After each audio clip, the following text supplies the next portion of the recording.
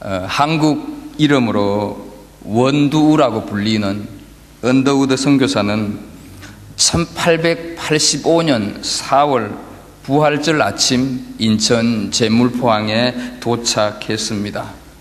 구한말 어지럽고 혼란스러운 조선 땅에 도착을 하여서 이듬해 고아원과 고아학교를 세우게 됩니다.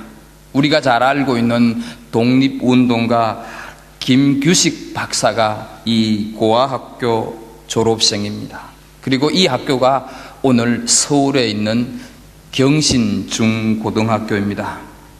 언더우드 선교사는 연세대학교를 설립을 했고 1887년 9월 27일 자신의 집 사랑채에서 14명이 참석한 가운데 첫 예배를 드렸습니다. 이 교회가 지금 광화문에 있는 세문안 교회입니다. 언더우드 선교사가 한국 교회와 한국 사회 발전에 끼친 영향은 실로 지대합니다. 서양 어수를 가지고 들어왔었고 신식 학교를 세웠고 일주일이 7일이라고 하는 삶의 패러다임을 정착시킨 장본인이 바로 이 언더우드 선교사였습니다.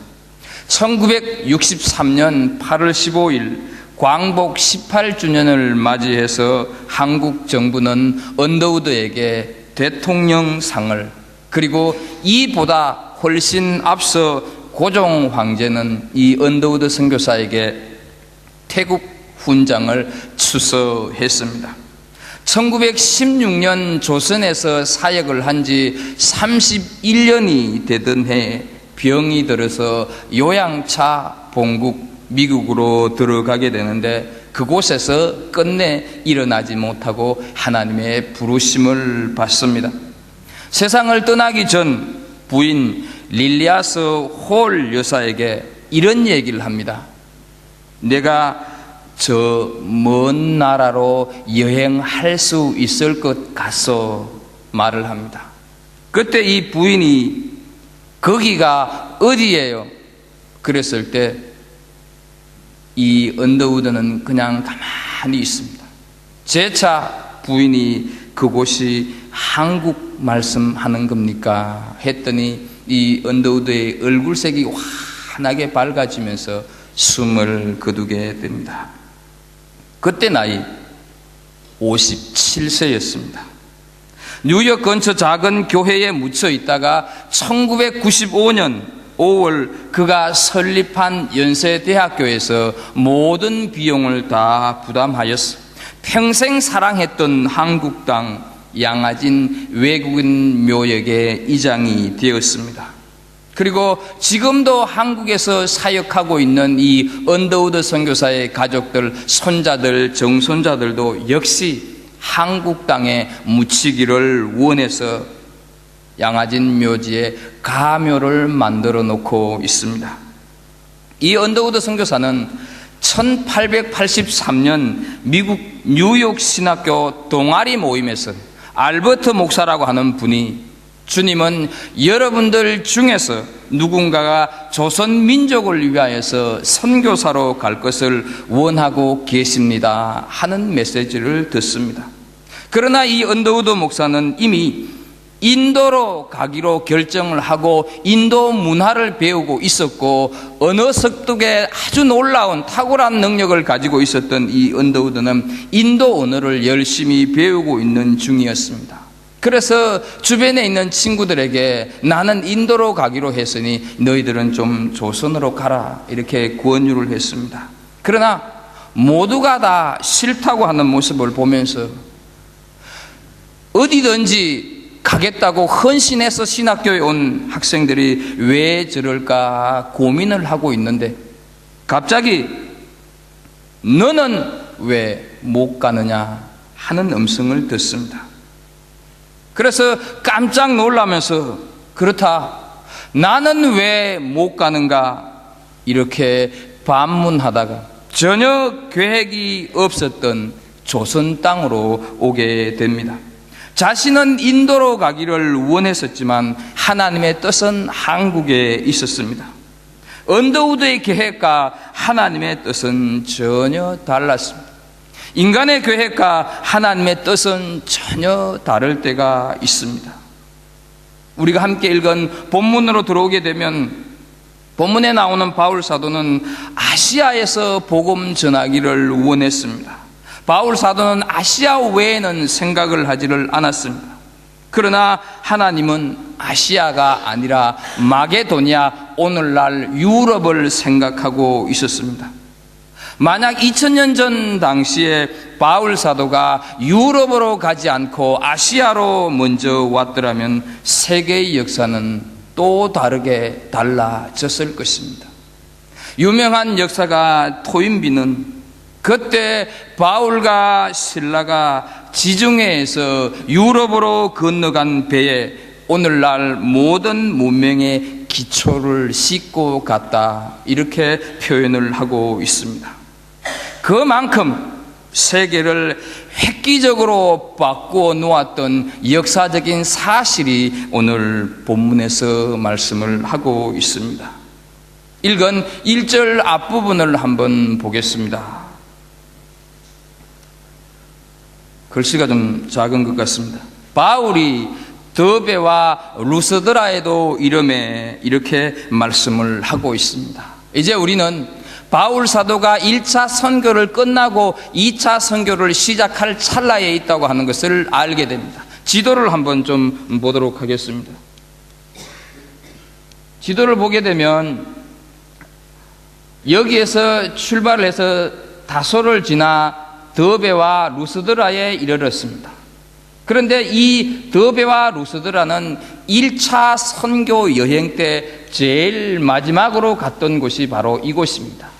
이제 1차를 마친 다음에 어느 정도의 시간이 흐른 다음 바울은 바나바에게 우리 다시 선교지로 좀 가서 우리가 전해놓은 사람들이 어떻게 성장하고 있는가 한 걸 좀 봅시다 얘기를 해서 선교를 떠나려고 준비하는데 바울은 마가를 데리고 가지 않겠다고 얘기를 합니다. 대신 바나바는 마가를 데리고 가자고 하는 겁니다.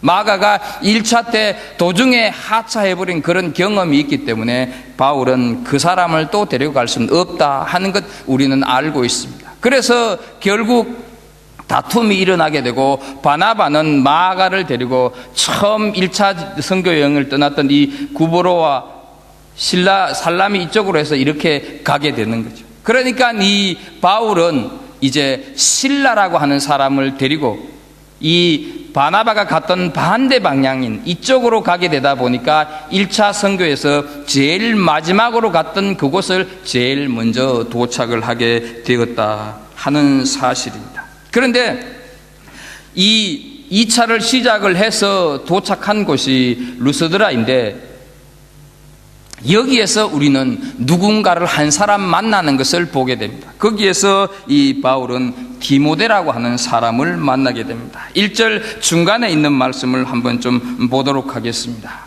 거기 디모데라 하는 제자가 있으니 그 어머니는 믿는 여자요 아버지는 헬라인이라, 이렇게 말씀을 하고 있습니다. 그의 어머니를 믿는 유대 여자다 이렇게 기록하고 있는 이유는 이 디모데의 어머니가 유대인임에도 불구하고 유대 종교를 믿는 것이 아니라 예수 그리스도를 믿는 그리스도인이다 하는 것을 강조하기 위함입니다. 그리고 이 디모데의 어머니는 헬라 남자와 결혼을 해서 디모데를 낳았습니다. 그러니까 오늘날로 말하면 디모데는 혼혈인이다 하는 것이죠. 이 디모데를 바울은 2차 선교 여행 때 계속 데리고 다녔었고 그 이후로 거의 모든 바울의 서신에는 디모데라고 하는 이름이 등장을 합니다. 특히 우리가 알고 있는 것처럼 디모데 전후서는 바울이 디모데 한 개인을 위해서 기록한 하나님의 말씀입니다. 이 디모데가 바울과 함께 2차 선교를 떠날 때 나이가 대체로 18살 정도 되었을 거다 주경학자들은 말을 하고 있습니다. 오늘날로 말하면 청소년이라고 할 수가 있지요. 그런데 오늘 본문을 보게 되면 이 어린 청소년을 제자라 이렇게 표현을 하고 있습니다. 제자라고 하는 말은 한순간 혹은 잠시 동안 신앙으로 살아간 사람을 제자라고 부르지는 않습니다. 그 평생 예수 그리스도를 믿으며 살아간 사람을 우리는 제자라고 부르고 있습니다. 그리고 또 2절을 한번 보겠습니다. 16장 2절 말씀을 보게 되면 루스드라와 이고니온에 있는 형제들에게 칭찬받는 자니 이렇게 말씀을 하고 있습니다. 지도를 한번 다시 보도록 하겠습니다. 루스드라와 이고니온 요 사이는 대략 오늘날 거리를 말을 하게 되면 30km 정도 된다고 합니다. 그러나 당시의 교통수단으로 보게 되면 꽤 먼 거리라 하는 것을 우리가 알 수가 있습니다. 우리 교회가 있는 여기에서 실버데일 정도까지가 30km, 우리 교회가 있는 데서 호익 조금 더 지나서가 30km가 될 것입니다. 이렇게 이 거리를 두고 디모데가 칭찬을 받았다고 하는 것은 그만큼 이 디모데의 평판이 좋았다 하는 것을 우리가 알 수 있습니다. 디모데가 이렇게 칭찬받는 예수님의 제자로 거듭난 것은 바울이 1차 선교 여행을 하면서 디모데가 태어난 루스드라에 들렀을 때 복음을 전했었고 그 복음을 받아들인 상태에서 그는 예수 그리스도의 제자로 살아갔다 하는 것을 우리가 알 수가 있습니다. 그런데 우리가 기억해야 될 것은 그때 루스드라에서 바울이 어떤 고초를 겪었는가 하는 것을 우리는 이미 기억하고 있습니다. 유대인들이 모함하여서 루스드라 사람들을 선동해서 바울에게 돌팔매질을 했습니다. 그 돌팔매질이 얼마나 심했던지 피투성이가 되어서 실신해서 거의 죽은 상태였습니다. 그래서 돌팔매질을 한 사람들은 바울이 죽었겠니 하면서 질질 끌고 나가서 성 밖에 내팽개쳤습니다. 이 광경을 디모데는 분명히 보았을 것입니다. 예수를 믿다가는 자칫하면 나도 저렇게 될 수 있겠구나 생각을 하기에 충분합니다. 그러나 디모데는 계속적으로 제자의 삶을 살았습니다. 디모데라고 하는 이름이 성경 전체에서 오늘 본문에 처음으로 소개되고 있습니다. 그럼에도 불구하고 이 디모데를 이미 제자라 이렇게 부르고 있다고 하는 사실에 우리는 많은 관심을 가지고 주목을 해야 합니다. 디모데가 태어난 고향 루스드라가 대도시이거나 사람들에게 잘 알려진 곳이 결코 아닙니다. 시골의 한 모퉁이 작은 마을에 불과했습니다. 그래서 당시 로마 제국에 살아갔던 대다수의 사람들이 자기 나라 안에 루스드라고 하는 시골 동네가 있는지, 그리고 그 루스드라 안에 디모데라 이름하는 청소년 18살짜리 청소년이 살고 있었다고 하는 사실을 알리만무했습니다. 그런데도 본문은 그 작은 루스드라고 한 마을에 디모데가 제자로 살고 있었다 하는 것을 오늘 우리들에게 전해주고 있습니다. 성경이 어떻게 이 사실을 알고 이렇게 정확하게 기록하고 있는 것이겠습니까? 그것은 다른 것이 아니라 성경 66권은 하나님의 말씀이기 때문에 그러합니다. 로마 사람들은 디모데를 몰랐어도 하나님은 디모데를 보고 계셨고 하나님은 디모데를 알고 계셨습니다. 그래서 시편 139편 15절과 16절 현대인의 성경으로 보게 되면 내가 보이지 않는 어머니 태에서 만들어지고 있을 그때에도 주는 내 형체를 보고 계셨습니다. 주는 내가 태어나기도 전에 나를 보셨으며 이렇게 말씀을 하고 있습니다. 내가 어머니 배에 임신이 되기 전에 이미 하나님은 나를 아셨고 내가 태어나기 전에 이미 하나님은 나를 하나님의 자녀로 택했습니다. 어느 철학자처럼 우리가 우연히 던져진 존재가 결코 아니라는 것입니다. 하나님의 구체적인 계획에 따라 지어진 존재들이 우리 한 사람 한 사람이다 하는 것이죠. 때문에 세상 사람 아무도 나를 몰라준다 할지라도, 세상 사람 아무도 나를 알아주지 않는다 할지라도 하나님께서는 나를 알고 계시고, 하나님께서는 나를 언제든지 보고 계시고, 하나님께서는 나를 언제든지 지켜주고 계십니다. 여러분, 당시 로마는 세계 최고의 문명국가, 세계 최고의 나라였습니다. 그렇다면 그 시대를 주름 잡는 스티브 잡스 같은 사람이 없었겠습니까? 빌 게이츠 같은 사람이 없었겠습니까? 그 시대에 맞는 스마트폰이 없었겠습니까? 그 시대에도 젠틀맨의 싸이 같은 사람이 분명코 있었을 것입니다. 그 당시에도 사람들의 이목을 주목하게 하는 유명 인사들이 분명코 있었을 것입니다. 그리고 그 모든 사람들 위에 신으로 군림하고 있었던 로마 황제도 있었습니다. 그들에게 비한다고 하면 저 산골 오지 인적이 드문 시골 지방에 18살짜리 청소년 디모데는 무명의 존재에 불과했습니다. 그러나 하나님께서는 그 청소년을 정확하게 알고 계셨습니다. 왜냐하면 하나님께서 그를 만드시고 그를 지으셨기 때문에 하나님은 분명코 디모데를 알고 계셨습니다. 사랑하는 성도 여러분, 하나님이 나를 생각해 주시지 않거나 알아주지 않은 것 같아서 혹시 불평하고 계시지는 않습니까? 하나님께서 내 사정과 형편을 몰라도 너무 몰라주신다고 원망하고 계시지는 않습니까? 하나님께서는 나를 너무너무 잘 알고 계시기 때문에 한순간도 떠나시지 않고 보고 계십니다. 한순간도 떠나시지 않고 보고 계시기 때문에 죄로 인하여서 진노와 형벌에 빠져 죽을 수밖에 없는 존재임을 나를 아셨다는 것이죠. 한순간도 떠나시지 않고 나를 지켜주고 계셨기 때문에 내가 죄악 가운데 빠져서 허우적거리는 모습을 보실 수가 있었고, 그래서 예수 그리스도를 십자가에 달려 죽게 하시고 다시 사신 그 예수 그리스도를 우리라 하여금 믿게 하여서 하나님의 자녀가 되게 하셨고, 예수 그리스도가 다시 오시는 그날까지 우리를 지키시고 우리를 인도해 주시는 줄로 믿습니다.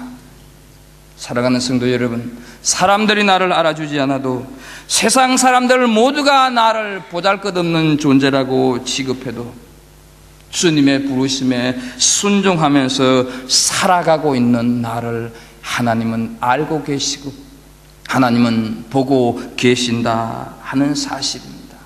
하나님은 내 삶을 인도하고 계신다는 것입니다. 이것보다 우리에게 더 큰 힘이 되고 소망이 되고 용기가 되고 격려가 되는 것이 어디 있겠습니까?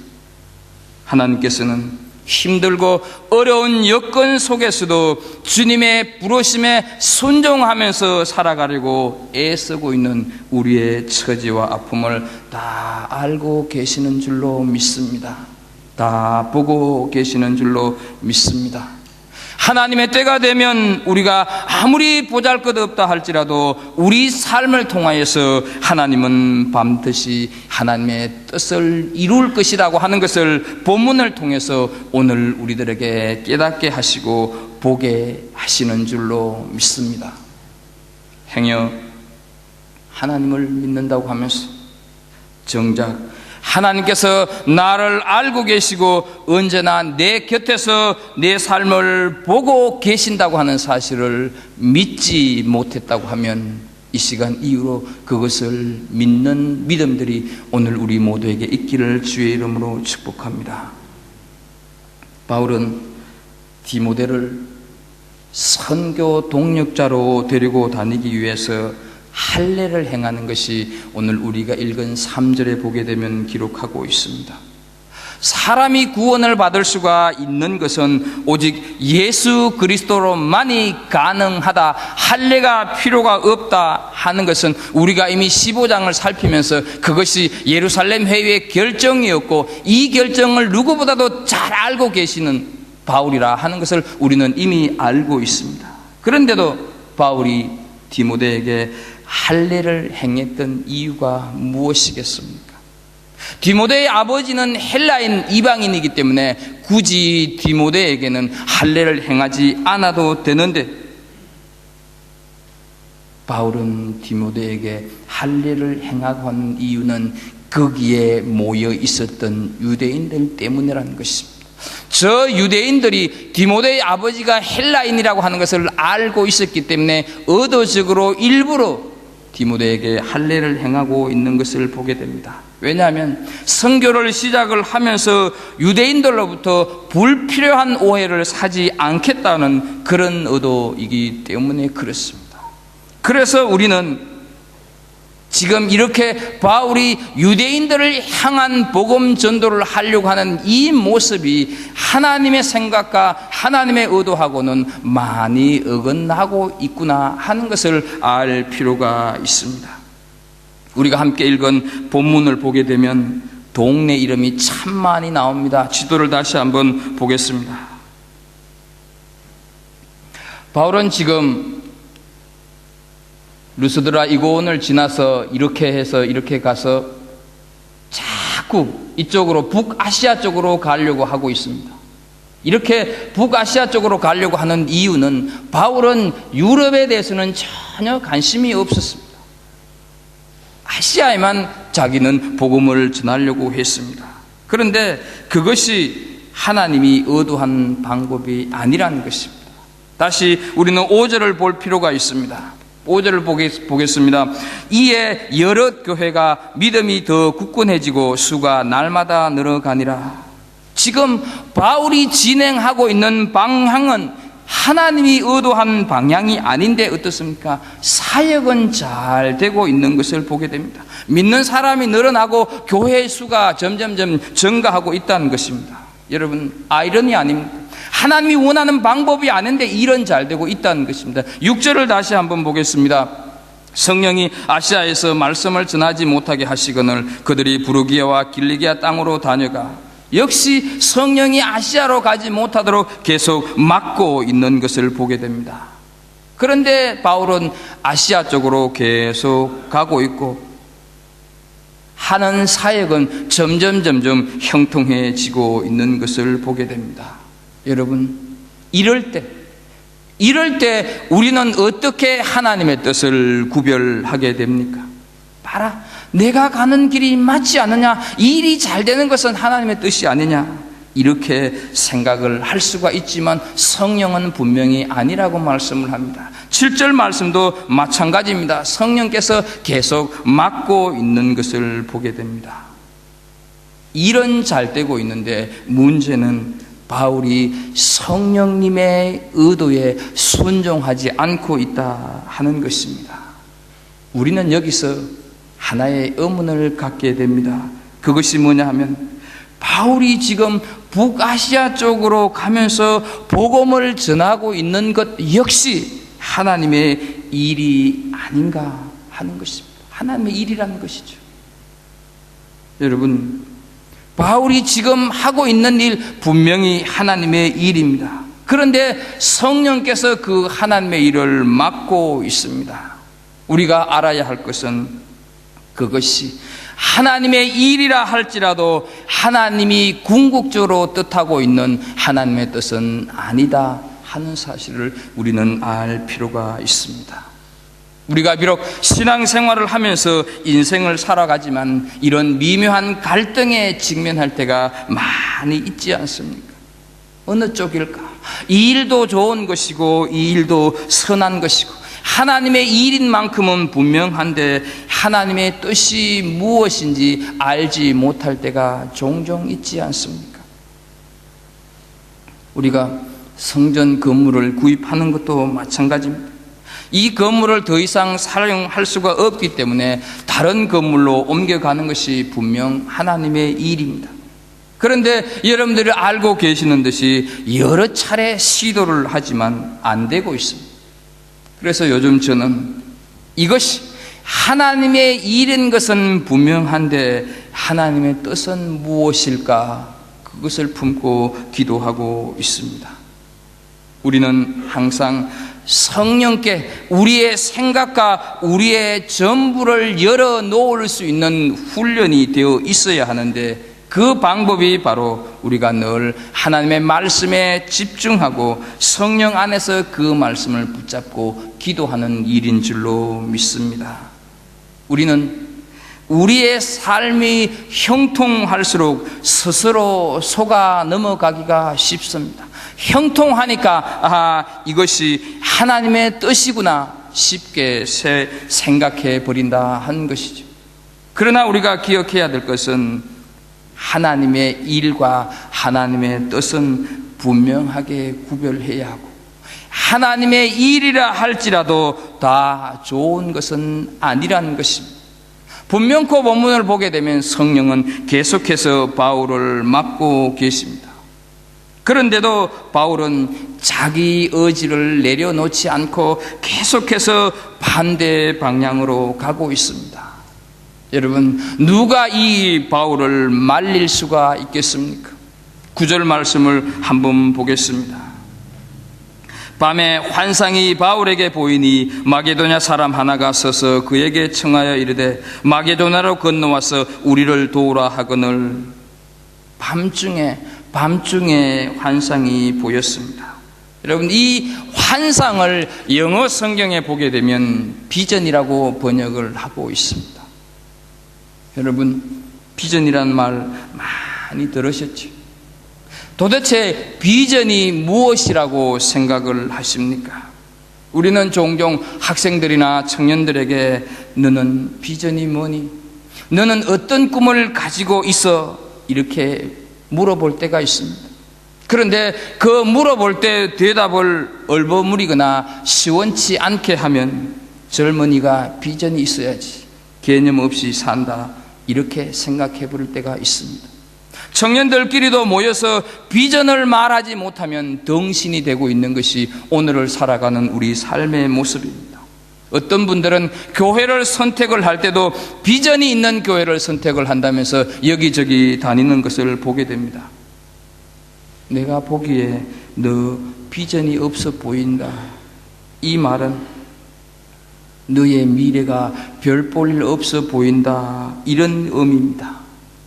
우리는 비전을 가져야 하고 꿈을 가져야 합니다. 그러나 오늘 본문을 통해서 밤에 보인 환상이 지금까지 우리가 생각하고 있는 그 개념의 비전일까 하는 것을 우리는 생각해 보아야 합니다.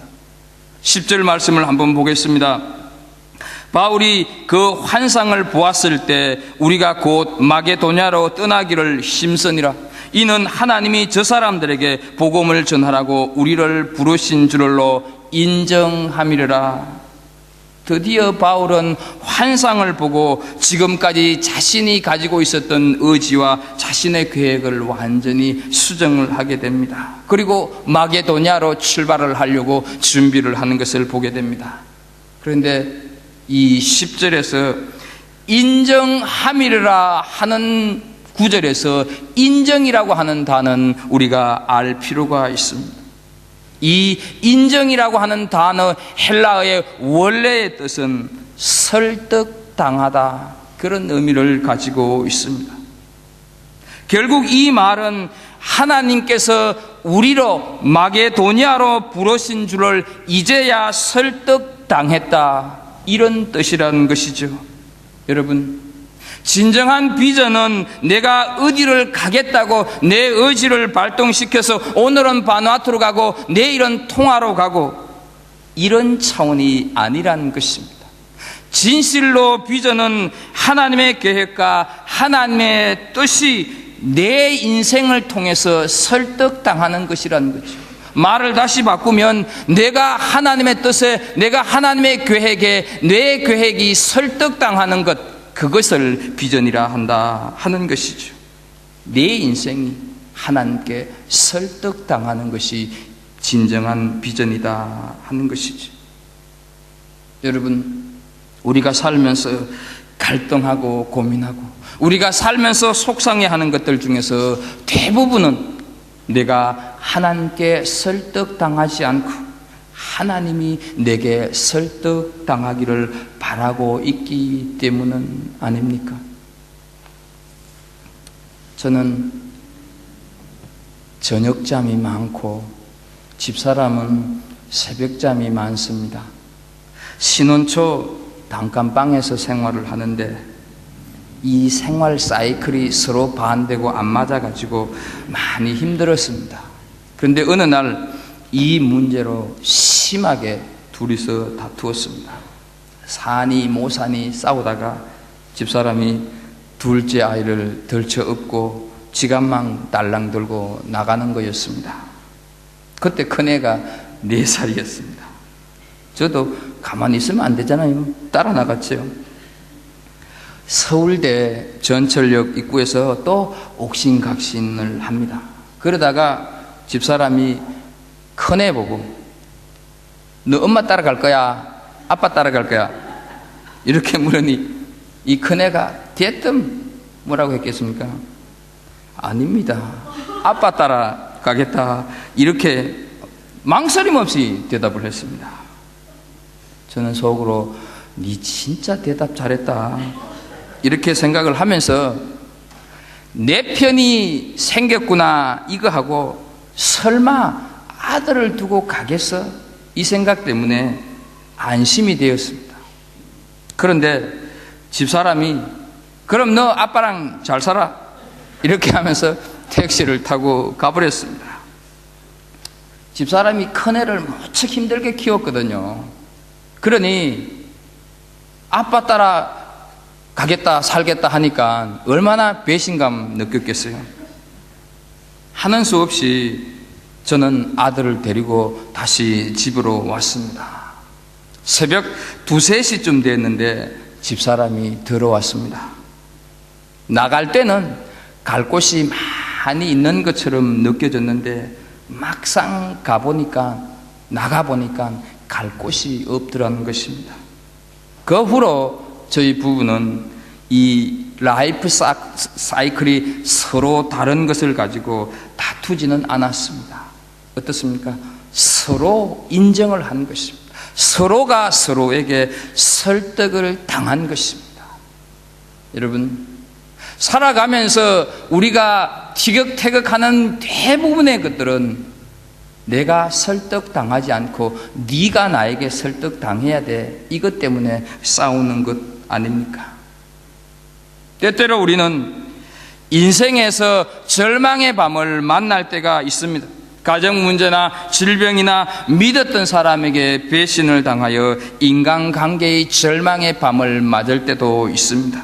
그래서 아무것도 보이질 않고 잡히는 것이 없고 내 힘으로 할 수 있는 것이 아무것도 없구나 느껴질 때, 그런 절망의 밤이 올 때, 그런 절망의 밤을 만났을 때 내 상처, 내 아픔, 내 쓰라린 문제 이것을 바라보시지 말고 지금 내가 하나님께 설득당하는 훈련 중에 있구나, 하나님이 내 인생의 밤을 통해서 나를 설득하고 계시는구나 믿으면서 믿음의 주여 온전케 하신 이인 예수 그리스도를 바라볼 수 있기를 주의 이름으로 축복합니다. 바울이 자꾸 딴 동네에서 헤매고 있을 때 하나님은 환상을 보여주셨습니다. 바울이 그 환상을 보고서 그제서야 알게 된 것입니다. 하나님은 바울이 이래도 안 되고 저래도 안 되고 설득당하지 않기 때문에 어떻게 했습니까? 마지막 수단으로 바울에게 환상을 보여주신 것입니다. 비상수단으로 환상을 보여주신 것입니다. 왜냐하면 지도를 한번 좀 보겠습니다.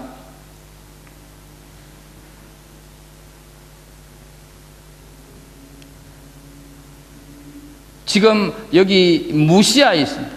그런데 바울은 무시아에서 드로아로 내려왔다가 자꾸 이쪽으로 가려고 그럽니다.